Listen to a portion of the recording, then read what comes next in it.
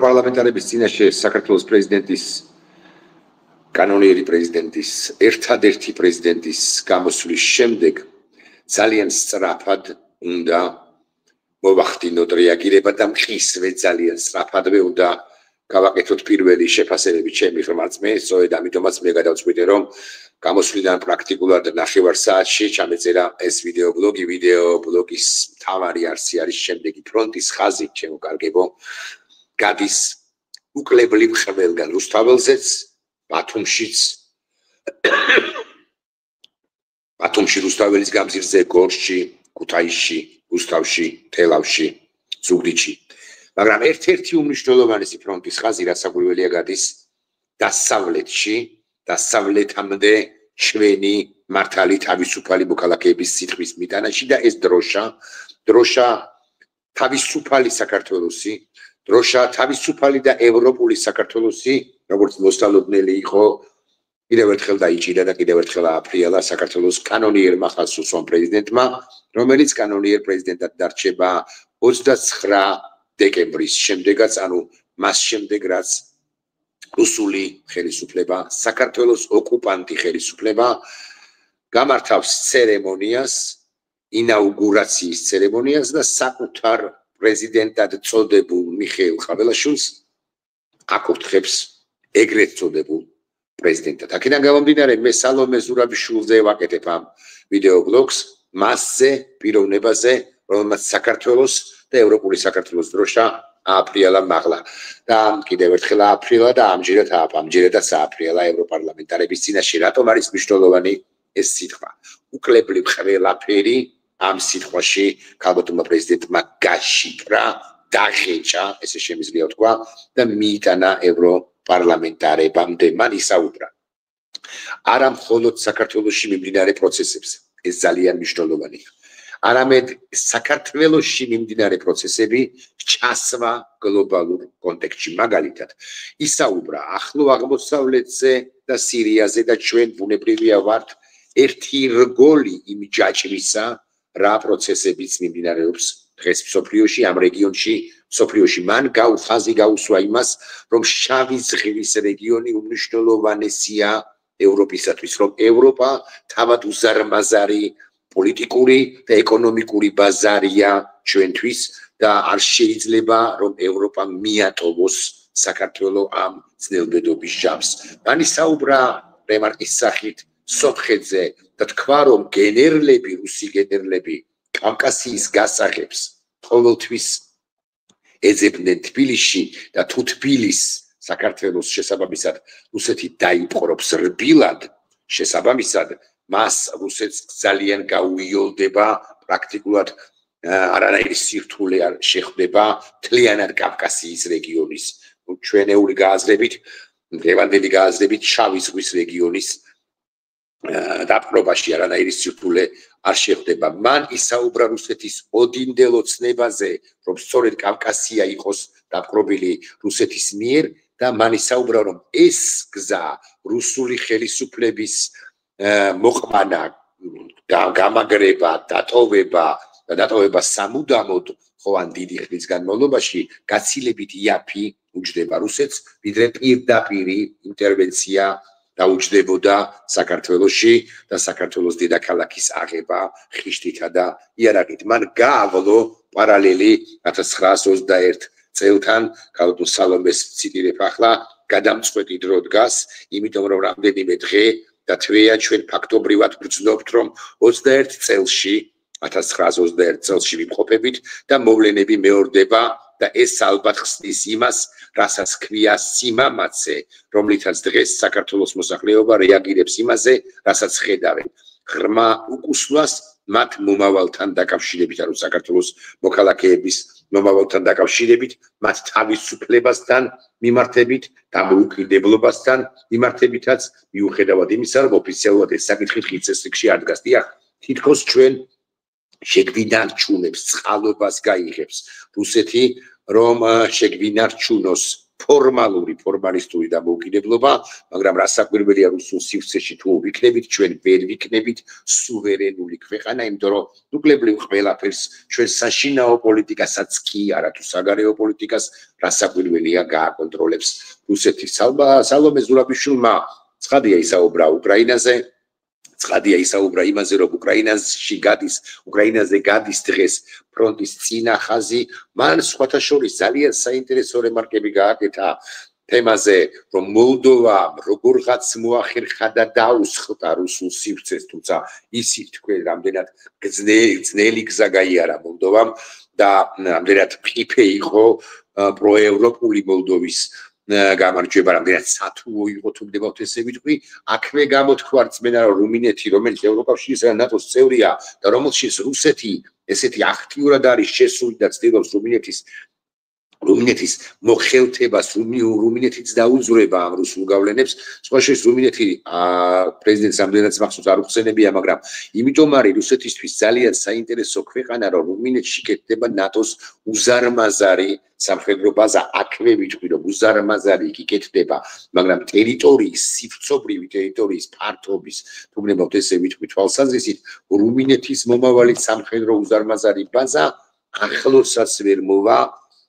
ვაზიანის სამხედრო ბაზასთან, რომელსაც აუქმებს ეს რუსული ხელისუფლებად წოდებული ივანიშვილის ბანდა. ამაზე არ გაუმახვილებია, რამდენადაც მახსოვს პრეზიდენტ ზურაბიშვილის ყურადღება, თუმცა ესეც აღსანიშნავია. ძალიან საინტერესო იყო ჩემთვის ზურაბიშვილის სიტყვაში ხსენება გავრილოვისა და გავრილოვის ხამისა. რატომ იყო ეს საინტერესო გეტყვით? იმიტომ რომ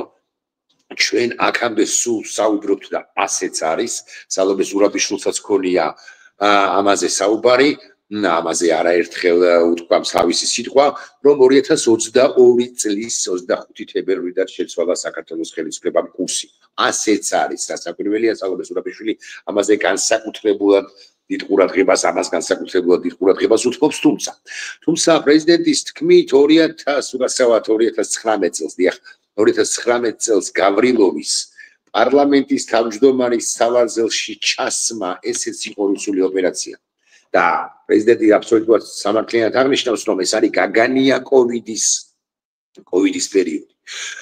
პრეზიდენტმა რასაკვირველია ისაუბრა რუსულ კანონებზე, საარჩევნო სისტემაზე, საარჩევნო ადმინისტრაციაზე, სასამართლოზე, მათ შორის საკონსტიტუციო სასამართლოზე, რომელსაც პირდაპირ პრაქტიკულად უწოდა რუსული სცენარის ერთ-ერთი განშტოება.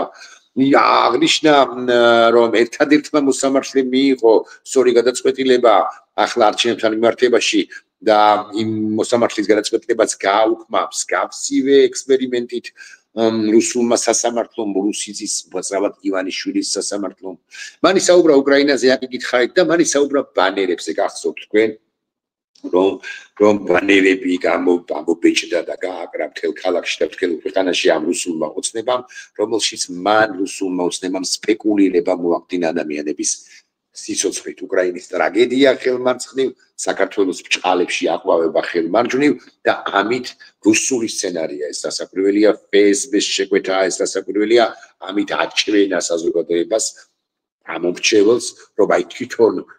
რა მაგარ ქვეყანას ქმნიან და სხვები, მათ შორის ევროპარლამენტარები და ევროპა მთლიანად, როგორ სთავაზობენ საქართველოს უკრაინიზაციას და აჩვენა თუ ეცადა და ემტკიცებინა, რომ თუ ქართულ ოცნებას არ აირჩევს საზოგადოება, ამ შემთხვევაში უკრაინიზაცია არის გარდაუვალი, რაც რასაკვირველია, არის ტყუილ ნათელია, რომ საქართველოს მოსახლეობა არ გაჩერდება, ბრძანებს პრეზიდენტი, სანამ საქართველოში არ ჩატარდება თავისუფალი და სამართლიანი არჩევნები. ეს გახლავთ ერთადერთი დემოკრატიული და პოლიტიკური გზა, რომელიც ამ კრიზისიდან გამოგვიყვანს. მეც რაღა დაგიმალოთ და მქონდა ამგვარი შეფასება, არ ვიცერებ რასაკვირველია, პირველ თქმელობას, ავტორობას, მაგრამ ასეც არის და ნახეთ რაც გულისხმობ. უყურეთ, ვერ ვთანხმდებით გარკვეულ საკითხებში ჩვენ საზოგადოების უმნიშვნელოვანესი ნაწილი და საქართველოს უმცირესი ნაწილი, ანუ უმცირესი ნაწილი ქართული ოცნების ამ საშინელი ბრუტალური პოლიტიკის მომხრეები. დიახ, არჩევნებში ვინც მისცა ხმა ქართულ ოცნებას, ისინიც კი დარწმუნებულნი ვარ, არ არიან ევროპული გზიდან გადახვევის მომხრეები და მით უმეტეს არ არიან გადახვევის შემდეგ ადამიანებისზე ფიზიკური ძალადობის მომხრეები. ასე ხომ არის. მაგრამ არსებობს მცირე ჯგუფი, რომელიც ბანდიტები, რასაკვირველია, პირველ ყოვლისა ხელისუფლებად წოდებულ ბანდიტებს გულისხმობ, რომლებიც მაინც ისაკუთრებენ ძალაუფლებას. და ქუჩაში მიმდინარეობს ის პროცესი, რა პროცესიც არის. როგორ უნდა განიმუხტოს კრიზისი ნებისმიერ ქვეყანაში? ეს კითხვა უნდა დავსვათ და რასაკვირველია, როდესაც კრიზისი არის, სულ რომ გამარჯვებული იყოს ქართული ოცნება. ან ნებისმიერი პარტია ნებისმიერ ქვეყანაში კრიზისის განმუხტვის ერთადერთი სწორი, ერთადერთი სამართლიანი, ერთადერთი სამართლებრივი, ერთადერთი სახელმწიფოებრივი, ერთადერთი გარდაუვლად აუცილებელი ნაბიჯი არის ახალი არჩევნების დანიშნვა. მით უმეტეს, როდესაც მოსახლეობის ძალიან მნიშვნელოვანი ნაწილს სულ რომ 800,000 იყოს ეს ნაწილი 800,000 მოქალაქეს 2 მილიონი ამორჩევლიდან 2,100,000 ამორჩევლიდან რომელიც ახლობით გამოცხადდა არჩევნებზე სულ რო სამართლიანად მოეგო ქართულ ოცნებას ხო ამ 800,000 ამორჩევლს მიაჩნია რომ ეს არჩევნები იყო გაყალბებული და აი ამაზეც გაამახვილა პრეზიდენტმა ზურაბიშვილმა ყურადღება, რომელსაც კიდევ ერთხელ ვამბობ, კიდევ ერთხელ დაბეჭდებით ვიტყვი, უჭირავს ზეაღმართული აქვს დროშა საქართველოსი, დროშა ევროკავშირისა, ორი დროშა აქვს, შესაძლოა მესამეც ნატოს დროშაც აქვს და ევროპას უმტკიცებს, რომ ეს არის რუსული სპეცოპერაცია საქართველოს წინააღმდეგ ჩატარებული და საქართველოს კარგავს ევროპა თუ უფრო თამამი პოლიტიკური თვალსაზრისით უფრო კვეთრი არ იქნება ევროკავშირი, ევროპის კონტინენტი და ასე შემდეგ. გადამწყვეტი დრო დგას, ჩვენ ფაქტობრივად კიდევ ერთხელ ვიმეორებ, ვართ ფაქტობრივად გვზრდობთ, რომ 21 წელში ვიმყოფებით და მოვლენები მეორდება, ბრძანებს პრეზიდენტი რეზვა მაშუკელი გავმივიდა, ხო? ბევრი მიკლია საბედნიეროდ რეზვა მაშუკელამდე, მოკლედ სალომე ზურაბიშვილი ამას ამბობს. საქართველოს მოსახლეობა ევროპის კრიტიკის ნაწილში ელოდება ზომებს ბრიუსელიდან და ვაშინგტონიდან და იმედი მაქვს არ უნდა ველოდოთ კრიზისის გაღრმავება, სანამ ევროპა იმოქმედებს და როგორ უნდა იმოქმედოს ევროპა პირველ რიგში პოლიტიკური მხარდაჭერის გამოცხადებით. ჩვენ გვჭირდება ძალიან დიდი ჩვენ გვესაჭიროება და ძალიან დიდი მადლობა პრეზიდენტს რობერტა მეცოლა იგულისხმება ჩვენ მუდმივი პოლიტიკური ყურადღება უმაღლესი დონიდან გვესაჭიროება. აქ იგულისხმება ის რომ ევროპამ არ უნდა ჩაიქნიოს საქართველოსზე ხელი და უნდა პატივისცეს მოქალაქეებს, რომლებიც ამ თავისუფლებას იცავენ, ამ ბრუტალური ძალის წინააღმდეგ მიდიან და იბრძვიან. დიახ, ჩვენ დგავართ ამ ბრუტალური ძალის წინააღმდეგ, ხაშურის ქალბატონს ძალობას ჰქონდა ფრიად საინტერესო და მე ნაწილობრივ ვეთანხმები და ნაწილობრივ არა, მაგრამ ფრიად საინტერესო რემარკა იმასთან დაკავშირებით, რომ ეს არ არის რევოლუცია. მე პერსონალურად გონია, რომ ეს არის რევოლუციური პროცესი, მაგრამ შესაძლოა პრეზიდენტ ზურაბიშვილის სიტყვა რომ ეს რევოლუცია არ არის, განპირობებულია იმითაც, რომ ხელისუფლება მუდმივად აშინებს ქართულ საზოგადოებას ეგრეთ წოდებული მაიდანიზაციით და ამით ერთგვარად სპეკულირებს, ერთგვარად ვაჭრობს, აქედან გამომდინარე თუ ქალბატონი სალომე გულწრფელი იყო მესმის მისი, მაგრამ შესაძლოა პოლიტკორექტულიც იყო და სწორედ იმიტომ არ უწოდა რევოლუცია ამ პროცესებს, რომლებიც მიმდინარეობს მთელი ქვეყნის მასშტაბით, რომ ხელისუფლებას არ მისცეს დამატებითი არგუმენტები. საქართველოს მოსახლეობამ უნდა იცოდეს, ევროპელებს მიმართავს, უნდა იცოდეს, რომ არ არის მარტო და თქვენ მხარს გვიჭერთ და ეს ევროპარლამენტელებმა გააკეთეს თბილისში ვიზიტის დროს ბევრი მეტი ვიზიტი არის აუცილებელი. აქვე პრეზიდენტი აღნიშნავს ძალიან დიდ როლს, მნიშვნელოვან როლს ამახვილებს ყურადღებას ემანუელ მაკრონისა. ეს გახლდათ ემანუელ მაკრონის ძალიან ძლიერი გზავნილი. მე მესმის, რომ ბიზნა ივანიშვილი კატის მხარშავი მისი უმდიდრესობა მაკრონის სატელეფონო ზარს და მე უკვე მიმართვას არად აგდებს, მე მესმის, მაგრამ ესეთი კონკრეტული გზავნილები ევროპიდან მათ შორის ამ დონეზე ქართულ მოსახლეობას უსახავს იმედს, რომ ჩვენ გავიმარჯვებთ და ასევე აძლევს სტიმულს, რომ ჩვენ ვიბრძოლოთ ბოლომდე. და ეს გახლავთ ემანუელ მაკრონის ძლიერი გზავნილი, რომელიც ამას გულისხმობდა, მაგრამ ეს არ არის საკმარისი, ჩვენ გვჭირდება უფრო მეტი მხარდაჭერა, უფრო მეტი და მკაფიო მხარდაჭერა, მე ასე ვიტყოდი, იმიტომ რომ პრინციპში ქართული საზოგადოებისათვის რჩება ერთგვარი განცდა, რომ ბოლომდე ნათელი არ არის ევროპის კავშირი და მთლიანი დასავლეთი და ერთგვარად პოლიტკორექტულ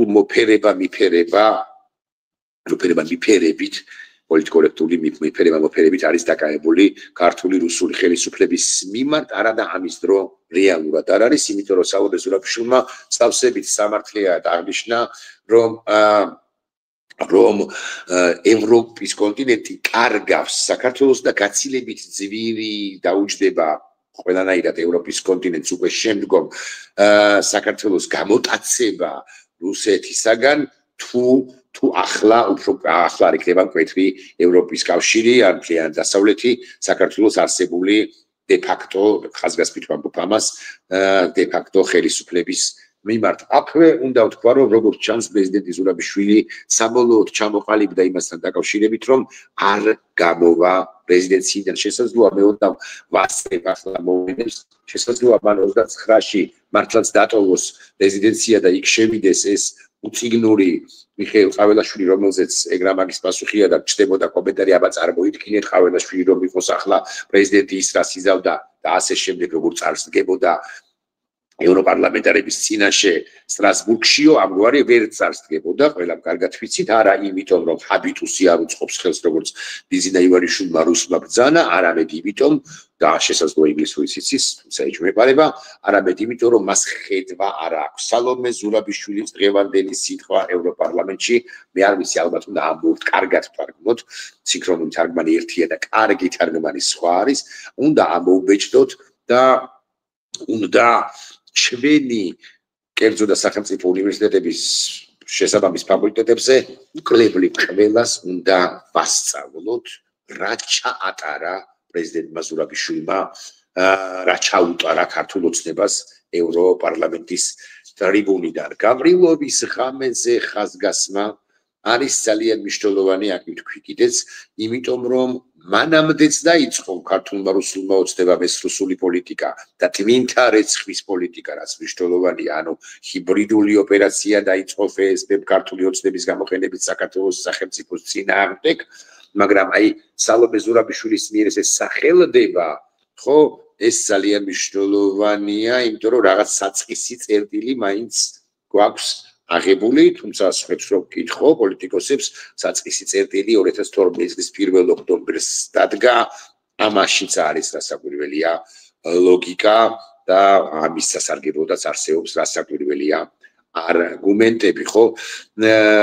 სალომე ზურაბიშვილმა სასაკვირველი აი ეს გლობალური კონტექსტი ძალიან კარგად მინდა ახსნა. ძალიან მნიშვნელოვანია გლობალური კონტექსტი. საქართველოს ამ ჯაჭვის ნაწილია, ხო? საქართველოში არ შეიძლება რუსი გენერლების, წარსული გენერლების თუ დღევანდელი გენერლების რუსული ჰიბრიდული ოპერაცია გავიდეს, გამარჯვებით დასრულდეს რუსეთის პოლიტიკა საქართველოში